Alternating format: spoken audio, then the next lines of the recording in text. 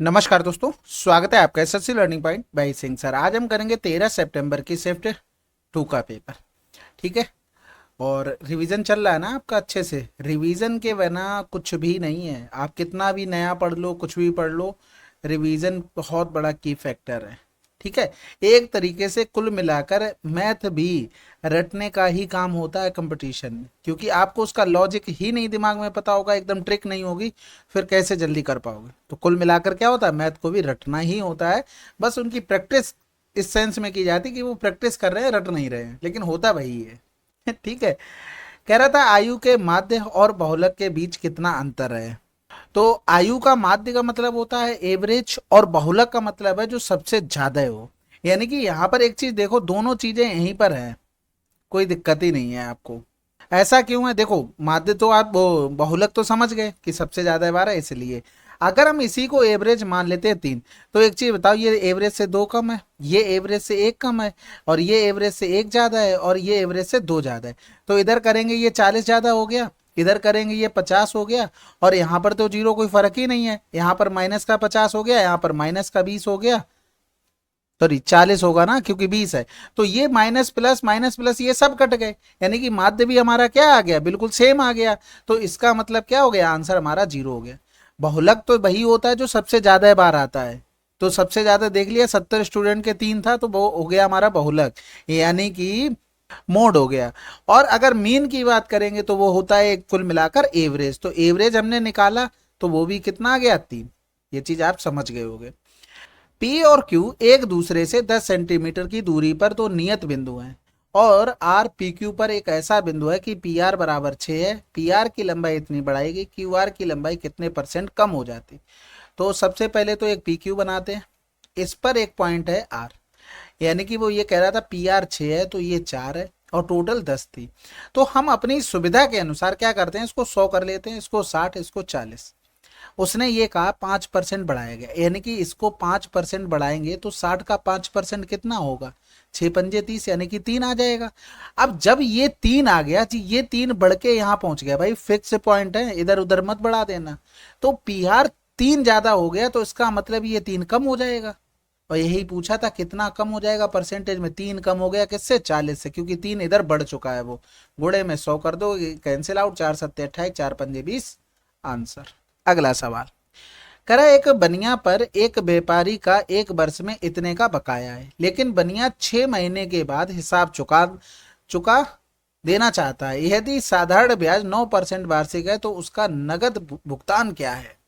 सवाल देखो बहुत आसान है। वो ये कह रहा है एक वर्ष का बकाया है, यानी कि टोटल उसे इतना रुपया देना था, लेकिन उसके दिमाग में कुछ आया, पैसा आ गया होगा कहीं से कहीं, 6 महीने बाद देना है। अगर वो मान लो प्रिंसिपल 100 होता, एक बात समझने की कोशिश करना, प्रिंसिपल बात समझाने के लिए। यहाँ पर अगर टाइम देखते तो 1 वर्ष था, रेट हमारे पास 9% थी, तो भाई ऐसा ही कितना बनता, 9 रुपया बनता, और अमाउंट कितना बनता, 109 रुपया बनता। यही तो बनता। अगर यही चीज हम कर दें 6 महीने के लिए, भाई 6 महीने के लिए हम कर दें, और रेट हमारी आधी हो जाएगी, 6 महीने की बात करेंगे तो 9/2 हो गया। और तो ये 6 महीने किसकी तरह काम करेगा, या तो आप ऐसे लिख लो जैसे 100 गुणे में 6 गुणे में 9/12, और फिर बटे में 100। या तो आप ये 6 महीने 1 महीने के लिए काम कर लो, तो 9/2, और ये बटे में हो जाएगा 100। तो इस तरीके से यहां से भी काटेंगे तो 6 दूनी 12, 9/2 आ जाएगा। तो जिस तरीके से करना चाहो, तो यहाँ पर अर्धवार्षिक के हिसाब से करें तो यहाँ पर ऐसा ही अगर लिखते तो कितना आ जाता, 9/2, क्योंकि अब ये काम करेगा 1 साल की तरह। ये तो दोनों तरीके समझा दिया ना यहाँ पर, इतना तो कंफ्यूजन नहीं होना चाहिए। यानी कि यहाँ अमाउंट कितना बनेगा, जैसे 100 में 109 जोड़ दिया, तो यहाँ पर भी तो प्रिंसिपल 100 चल रहा था, यानी कि जोड़ेंगे 209/2 आ जाता। तो यहाँ पर सिंपल सी बात है, पहली कंडीशन में पूरा उसे इतना रुपया देना था, लेकिन अब वो ये कह रहा नहीं भाई साहब, हम आधे में निपटा कर इतना रुपया देकर हम खत्म करते हैं। परेशान हो गए, आप रोज रोज मांगने लगते हैं, हमें अच्छा नहीं लगता है। तो कह रहा भैया ले जाओ, क्या बताए, 2 ने में 18 हो गया, 2 चौकू 8, 2 पंजे 10, आंसर। यानी कि इतना दे देगा 6 महीने में, उसका काम खत्म हो जाएगा। अगला सवाल कह रहा था किसी इनवॉइस पर इतने इतने की दो क्रमिक छूटें हैं। एकल छूट बहुत आसान है, आपको फार्मूला पता होना चाहिए, सक्सेसिव कह रहा हूँ। A+B हो तो उससे भी जाता है, लेकिन क्यों जाना है। 16 और 10 26 हो गया, और 26 माइनस का, भाई 160 बटे में 100 करोगे 1.6, घटाना कैसे, 26 से पूरा 2 घटा दो तो कितना बचा 24, और 10 से 6 4 बच गया, तो इतना परसेंट आ जाएगा। ऐसे ही घटाया करो। अब जैसे 26 से हमें घटाना होता 1.66, तो 26 से पूरा 2 घटा दो, 26 से 2 घटाए 24, पॉइंट के बाद 2 नंबर है, अब 100 से घटा दो तो ये कितना आ जाएगा 34। यहाँ पर 1 था पॉइंट के बाद तो 10 से घटा के लिख दिया। अगला सवाल कह रहा था पी और क्यू एक ही बिंदु से एक वृत्ताकार ट्रैक पर विपरीत दिशाओं में दौड़ना शुरू करते हैं। यदि उनकी चाल क्रमशः इतनी इतनी है, ट्रैक की लंबाई इतनी है, तो वे कितने समय बाद मिलेंगे। भाई विपरीत दिशाओं में स्पीड जुड़ जाएगी, 10 8 18, 18 ने में 162, आंसर आ गया। अब इसमें अगर पेन चला रहे हो तो बहुत बड़ी बात है, बहुत बड़ी बात मतलब बहुत बेकार वाली बात है। भाई ऐसा थोड़ी ना होता है इसमें भी पेन चला रहे हो। चलो फिर अगला करते हैं। कह रहा था सामग्रियों ए और बी वाले समान विलयन को दो भिन्न मात्राओं को दो भिन्न पात्रों में रखा जाता है। पहले पात्र में इतने लीटर ए और 441 लीटर बी, दूसरे पात्र में विलयन की कुल मात्रा इतनी लीटर थी। दूसरे पात्र का कितना विलयन सामग्री बी से बनाया गया था।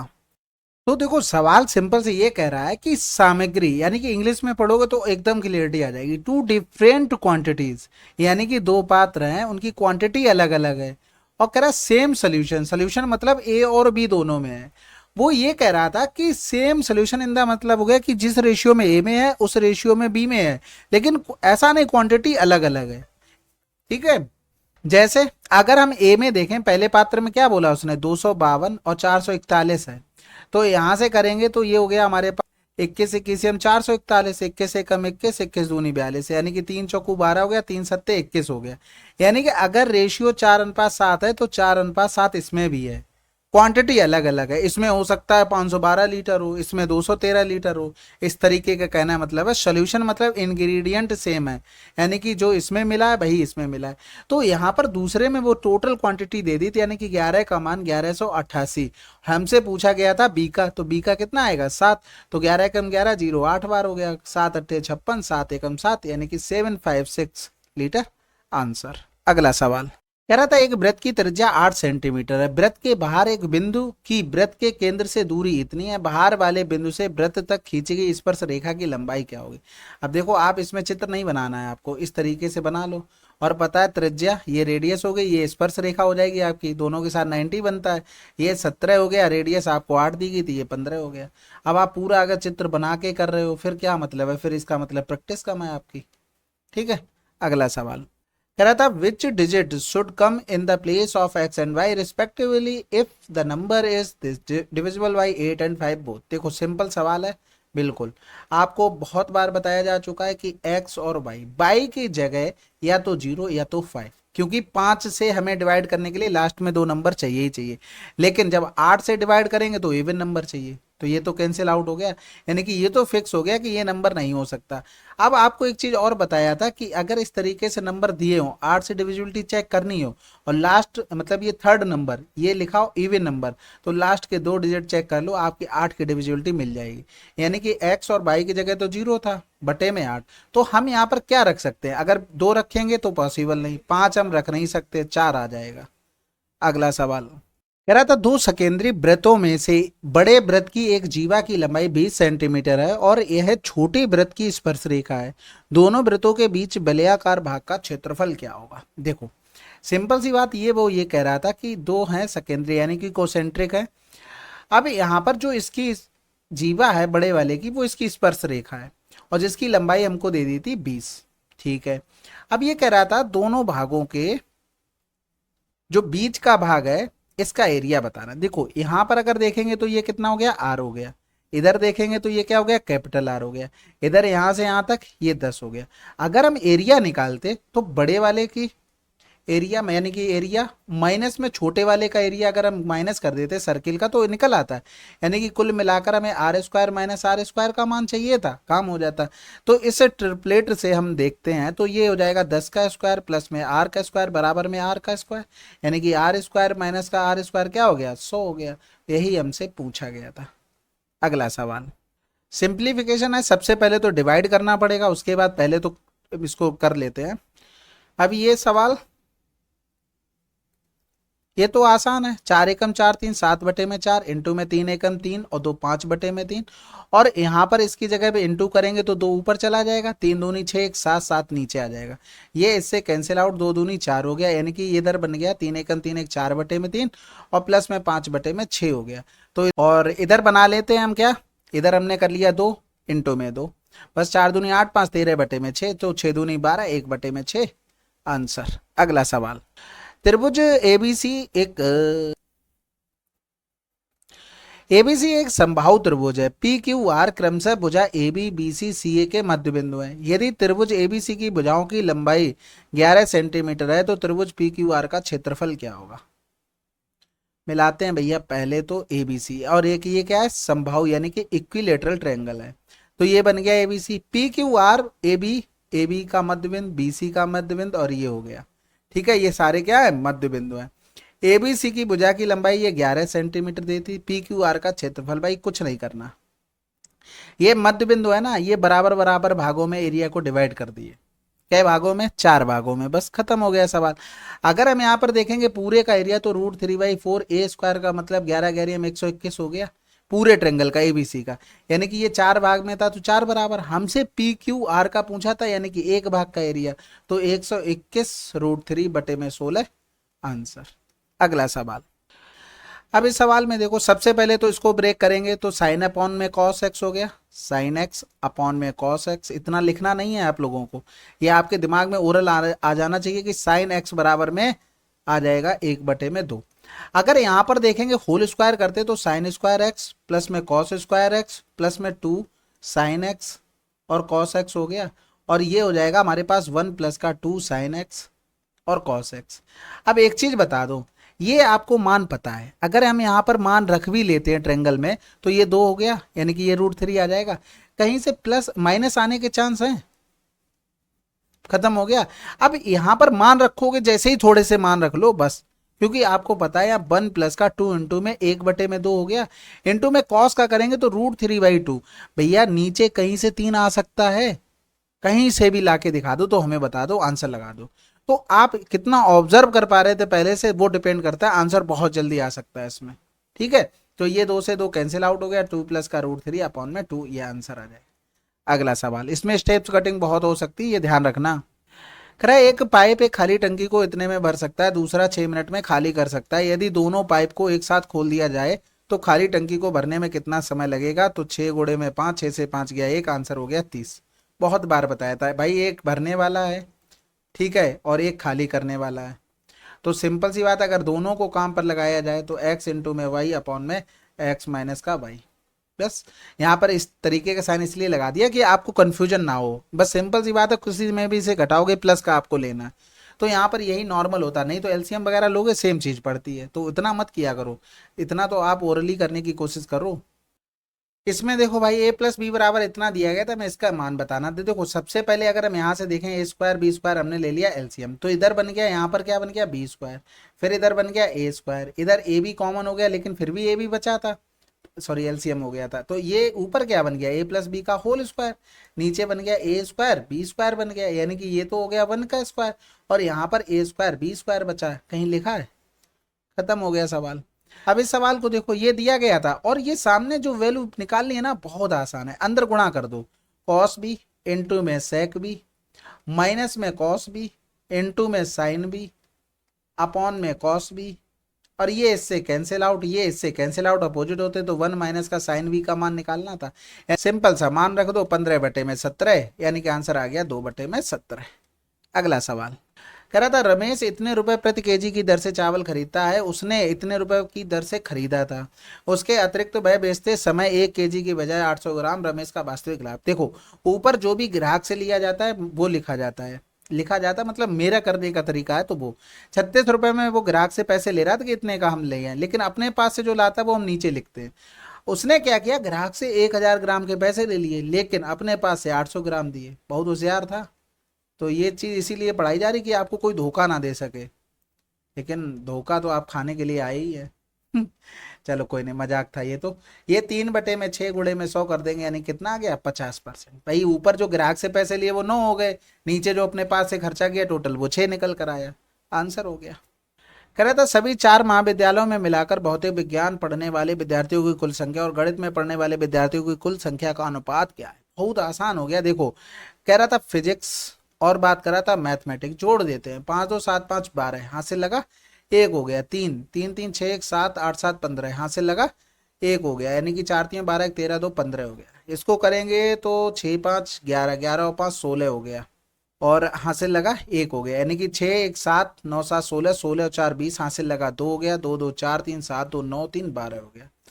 इतना आया। अब एक चीज यहाँ पर सिंपल सा देखो, जैसे ही आपने ऑप्शन देखे ना, बहुत बढ़िया सटीक आंसर आने वाला है। ये तो ऑप्शन हो नहीं सकता, क्योंकि एक चीज बताओ, जब दूसरे नंबर पे छोटा नंबर लिखा है तो बड़ा कैसे आ जाएगा रेशियो? पॉसिबिलिटी है? नहीं है। अब एक चीज देखना, जो यहाँ पर लिखा है 1552, हम काट के भी कर सकते हैं, लेकिन आप कितनी जल्दी और कर सकते हैं ये देखते हैं, क्योंकि यूनिट डिजिट हमें 2 मिल गए थे, एक तो 2 मिल गया, एक तो 6 मिल गया। अब अगर हम इसमें 2 का गुणा करते, 2 छक्के 12 2 3 6, यूनिट डिजिट पे हम पहुंच रहे हैं। इधर 2 एकम 2 कर रहे हैं, 2 पंजे 10, नहीं पहुंच रहे हैं उसकी यूनिट डिजिट पे। इधर 2 पंजे 10 कर रहे हैं, 2 एकम 2 कर रहे हैं, नहीं पहुंच रहे। आंसर लगा देते, यूनिट डिजिट देख के ही आप आंसर लगा देते, क्योंकि आप कुछ भी रेशियो हो आपके पास, आप काटते चले जाओगे, यहाँ पर कुछ भी आता, आप उस नंबर से उस नंबर पर पहुंच सकते हैं। ये चीज ध्यान रखना हमेशा। तो आप ऑब्जर्वेशन कर सकते थे, बस खत्म हो गया सवाल। बाकी आप देखो इसी में है, अगर 2 से गुणा करते, 2 छक्के 12 2 सत्ते 14 1 15 2 सत्ते 14 और एक 15 15 52, देखो इसी में था।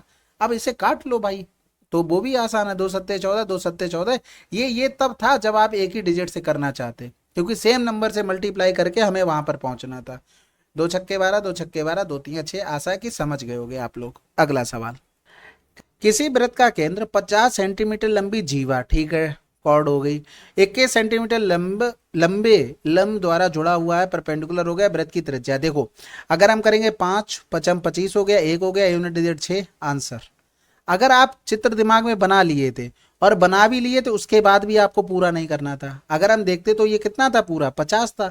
इसका मतलब यहाँ से यहाँ तक 25 हो गया, और ये यहाँ से यहाँ तक 21 दिया गया था। आप क्या करते, आप इसको निकालते, होल स्क्वायर करना पड़ता है, यानी कि 25 का स्क्वायर 625 होता है, 5 यूनिट डिजिट, इसका एक आ जाता तो 6। लेकिन करना तभी था जब आप ऑप्शन देख लेते कि यूनिट डिजिट अलग अलग है, बाकी कुछ नहीं है। 625 में 441 आप जोड़ नहीं पाओगे क्या? 5 1 6, 4 2 6 हो गया, 6 4 10, ये रूट में कर दो।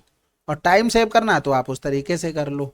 अब ये सवाल कह रहा था A and be the given, अच्छा नो सोल्यूशन, सिंपल सी बात है, ये आ गया आपके पास। इसको बस रिकॉल करते रहना बार बार, जैसे बताया, जैसे इनफाइनाइट सोल्यूशन, तो यहाँ पर देखो दुनिया भर की चीजें बराबर देख रहे हैं। यहाँ पर नो सोल्यूशन, थोड़ा सा लिमिट किया तो एक पर आ गया, और काफी ज्यादा लिमिट कर दिया तो हर जगह बोल दिया कि अब बस का नहीं रहा, मैं बराबर नहीं कर पाऊँ। ठीक है, तो नो सोल्यूशन की बात कर रहा था, तो हम इस पर काम करेंगे। तो यहाँ पर x का कॉफिशिएंट 1 माइनस के है, उसमें ये है, तो यानी कि 1 माइनस का 1 अपॉन में 1 माइनस है। दूसरे में देखेंगे y का नीचे तो 6 है, ऊपर देखेंगे तो माइनस का a है। फिर देखेंगे तो 2 माइनस का a हो गया, और a प्लस का b हो गया। अब इसमें देखो, या तो वैल्यू पुटिंग कर लो, या तो फिर क्वाड्रेटिक इक्वेशन बना लो। तो वैल्यू पुटिंग ज़्यादा आसान रहेगी, तो उसी पर काम कर लेते। देखो प्लस का 3 रखते हैं, प्लस का 3 रखा तो 1/में 1 माइनस का 3, और बराबर में हो गया प्लस का 3/में 6, यानी कि माइनस का 1/2 माइनस का 1/2 आ गया दोनों तरफ से। ये तो समझदार हो ना इतना, यानी कि ये तो कंफर्म हो गया कि ये हमारे पास 2 ऑप्शन तो कैंसिल आउट हो गए। कौन कौन से कैंसिल आउट हो गए? ये नहीं हो सकता और ये नहीं हो सकता। अब यहाँ पर ऐसे जैसे ही रखा तो ये माइनस का 2 आ गया, बराबर में अगर हमने यहाँ पर रखा ये भी माइनस का 1/2 आ गया, और बराबर में 2 माइनस का a/में a प्लस का b आ गया। कंडीशन क्या थी? a बराबर में 3। अब हमें ये a बराबर 3 रखना है, किसी कंपेयर कर लेते हैं, तो 1/2 बराबर में 2 माइनस का 3/3 प्लस का b हो गया, यानी कि इधर माइनस करेंगे 3 से 2 गया, 1 बच गया, और इसके साथ गुणा करेंगे, ये माइनस माइनस प्लस हो जाएगा। ठीक है, तो इधर हो गया प्लस का, यानी कि 3 प्लस का b बराबर में 2 हो गया। तो b बराबर कितना आ गया? माइनस का 1। तो यहाँ देखो कहाँ हो रहा है, इज नॉट इक्वल टू होगा, ये चीज़ तो ध्यान ही नहीं रही। ठीक है, तो इस तरीके से करें, क्योंकि यहाँ पर देखो ये कहाँ गया, ये दिख रहा होगा। तो आंसर आ गया हमारा 4। एक अगला सवाल करते हैं। अब इस सवाल को करते हैं। देखो सिंपल सी बात ये है, जीरो किसी को नहीं रख सकते, अगर जीरो रखोगे तो ऑप्शन मैच हो जाएगा। तो हम यहाँ पर क्या करते हैं, जैसे 1 1 रखा तो 8 5 13 हो रहा, इसमें डिफरेंस करेंगे, ये माइनस का हो जाएगा और फिर देखेंगे इसमें क्या हो रहा है। इसमें एक एक रखेंगे तो ये भी अलग आ रहा है, और इसमें अलग एक एक रखेंगे सब में अलग अलग आ रहा है। तो हम रख लेते हैं भाई, एक एक रख लेते हैं, काम हो जाएगा। तो इधर 25 माइनस का 10 माइनस का 48 बटे में 11 और इंटू में 8 5 13 हो गया। तो इधर करेंगे तो 48 और 10 58 हो गया। 58 यानी कि 8 से 5 गया तो 3 हो गया, और 5 से 2 गया तो 3 हो गया, वो भी माइनस का, बटे में 11 इंटू में 13 हो गया। तो 11 तियां 33, 13 तियां 39, माइनस का 39 आना चाहिए। तो भैया एक चीज बताओ, यहाँ से कभी आ सकता है माइनस का? नहीं आ सकता। इन्हीं से आ सकता है, यानी कि 25 माइनस का 64, दूसरा ऑप्शन चेक कर रहा हूँ। 25 माइनस का 64 तो 14 से 5 गया तो 9 हो गया, और 5 से 2 गया 3, 8 हो गया। कब कब आया आंसर? ए बराबर बी बराबर 1 रखने पर। ठीक है, अगला सवाल कह रहा था व्यास के बराबर ऊंचाई और 4 इकाई त्रिज्या वाले बेलन का घन इकाई का आयतन क्या होगा। देखो, अगर हमारे पास 4 रेडियस है तो ये बताओ जो हमारे पास हाइट होगी वो क्या होगी? 4 का 2 गुना, क्योंकि उसने डायमीटर के बराबर बोल दिया था। तो आपको सब कुछ तो पता लग गया। आयतन निकालने में क्या पाई आर स्क्वायर एच होता है, यानी कि पाई आर स्क्वायर 16, 4 दूनी 8 हो गया, यानी कि 128 पाई। आंसर आ गया। अगला सवाल करते हैं भाई। टेन ए बराबर इतना दिया गया था, इसका मान हमसे पूछा गया था। तो आपको पता है कि ये क्या लिखा है, साइन ए अपॉन में कॉस ए बराबर में 5 बटे में 7। तो 7 का मान साइन का मान डायरेक्ट रखेंगे और कॉस का मान डायरेक्ट रखेंगे। तो 7 गुणे में 5 हो गया, माइनस प्लस में हो जाएगा 3 गुणे में 7। तो इधर करेंगे 7 पंजे 35, 7 तियां 21, 35 और 21 का डिफरेंस 14 आ गया। और 7 पंजे 35, 7 तियां 21, 35 और 1 36, 36 और 20 56 हो गया। तो 1 बटे में 4 आना चाहिए। क्या बात है भाई? अच्छा, ठीक है। इधर भी तो 4 है, तो इसको हम डायरेक्ट लिख सकते हैं 4 से 1 बटे में 4। ये तो दिमागी में नहीं आया। ठीक है, चलो फिर अगला सवाल कह रहा था यदि बल्लेबाज ने कुल 440 रन बनाए हैं तो उसने चौके मारकर कितने रन बनाए हैं? 440 यानी कि 100% का मान दे दिया था 440। फोर वाला ये दिया गया था, बहुत छक्के मारे यार, चौके ही चौके कर दिए उसने तो 0 2 कट गए, 3 चौको 12, 3 चौको 12, 1 13। अगला सवाल, सभी 4 बल्लेबाजों द्वारा बनाए गए रनों की कुल संख्या कितनी है? हमें लग रहा क्रिकेट का फैन था जिसने भी पेपर बनाया है। तो जोड़ लेते हैं भाई। सबसे पहले 0 आना ही आना सभी ऑप्शन में, फिर देखेंगे 2 हो गया, 5 2 7 हो गया, आंसर लगा दो। यूनिट डिजिट से ही काम हो गया पूरा, क्यों ही जोड़ना है। ठीक है, कह रहा था इतने इतने मूल्य के 2 प्रकार के चाय के पाउडरों को तीसरे प्रकार के चाय के पाउडर के साथ इतने अनुपात में मिलाया जाता है, यदि मिश्रण का मूल्य इतना है तो तीसरे प्रकार के चाय के पाउडर को मूल्य क्या होगा। देखो बहुत आसान है, एवरेज का सवाल है, सिंपल सा। यहाँ पर इसका मूल्य 250, इसका मूल्य 300 और इसका मूल्य हमसे पूछा गया है, और ओवरऑल हमें 350 बोल दिया। अब एक चीज बताओ, पहली कंडीशन में ये अगर एवरेज मेंटेन करना होता तो ये भाई साहब तो कम लेके आए हैं। कितना कम लेके आए हैं भाई? अगर डिफरेंस करेंगे 100 कम ले आए। ये भाई साहब कितना कम ले आए? 50 कम ले आए। अगर सारी चीजें हम हटा दें, सब कुछ जो कुछ भी दिमाग में आ रहा है, एवरेज केवल 350 रखते हैं, तो इन भाई साहब को जो 2 लोग हैं इनको 350 लाना ही पड़ता इंडिविजुअल दोनों को, तभी तो एवरेज 350 हमने 2 का माना है। तो इसका मतलब ये हो गया कि ये एवरेज मेंटेन रहता, लेकिन ये 100 कम ले आए तो इन्हीं भाई साहब को भरपाई करनी पड़ेगी। ये 50 कम ले आए तो इन्हीं भाई साहब को भरपाई करनी पड़ेगी। लेकिन ये तो टोटल भरपाई हो गई। एक आदमी कितनी भरपाई करेगा? क्योंकि यहाँ पर भी हमने दोनों आदमियों का एवरेज लिखा है, नहीं तो 350 गुणे में 2 लिखते, फिर टोटल का 2 का भाग करते। लेकिन यहाँ पर तो अभी कोई डिवाइड नहीं हुआ, तो एक आदमी को इतना लाना पड़ेगा। बस खत्म हो गया सवाल। यानी कि इधर कर देंगे 150, यानी कि 75 हो गया। तो 5 12 25 खत्म हो गया। ठीक है, एवरेज का सवाल था, आप नॉर्मल गुणा करके भी कर सकते थे। अगला सवाल, अब अगला सवाल क्या, ये 13 सितंबर की शिफ्ट 2 थी। आशा है कि आपको सोल्यूशन पसंद आ रहा होगा, कमेंट बॉक्स में लिखोगे तो पता चलेगा, नहीं तो फिर एंजॉय करो भाई, सिलेक्शन लो और क्या ही है। ठीक है, चलो फिर पढ़ते रहो अच्छे से, मिलते हैं अगले वीडियो में, तब तक के लिए जय हिंद जय भारत।